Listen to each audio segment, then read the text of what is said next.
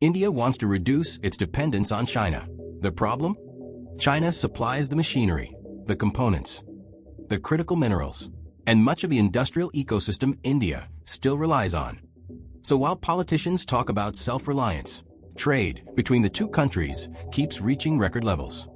And that exposes a reality neither side likes to admit. India is trying to compete with China, while still depending on it. On paper, India and China look like rivals. At the border, in manufacturing, and in global politics.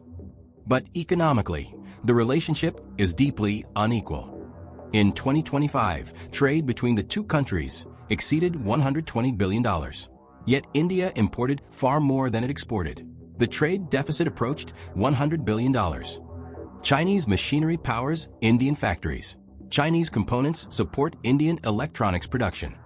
Which means every discussion about reducing dependence runs into the same obstacle. Replacing China is much harder than criticizing China. That vulnerability became obvious in 2025. China tightened controls on key rare earth exports, materials used in electric vehicles, advanced electronics, defense systems, and modern manufacturing. The move exposed a critical weakness. India has rare earth reserves, but mining minerals and processing them are two different things. China dominates the processing stage, and that gives Beijing leverage far beyond its borders. The message was clear. Supply chains can become strategic weapons.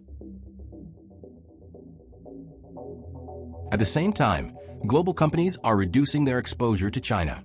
Apple expanded production in India. Electronics exports increased.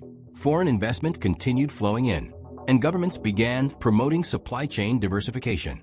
The strategy became known as China Plus One, not replacing China, reducing dependence on it. For India, it is a major opportunity. For China, it is a slow challenge to its dominance. While the economic competition grows, the military rivalry remains frozen in place. The 2020 Galwan clash may be over, but the dispute is not. Tens of thousands of troops remain deployed along the line of actual control. Both sides continue building roads, airfields, and military infrastructure. The border is quieter than it was in 2020, but neither country is acting as if the rivalry is ending.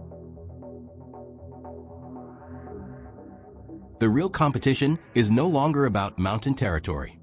It is about influence, manufacturing, technology, critical resources, and economic power.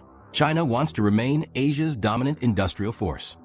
India wants to become an alternative. The problem is that India still relies on parts of the system China already controls, which creates a strange reality. The more India tries to compete with China, the more it confronts how dependent it still is. This is why the rivalry keeps intensifying even as trade keeps growing. India wants independence. China wants leverage. Neither side can fully separate. And that leaves one question. Can India become a true alternative to China before China uses its existing advantages to stop it?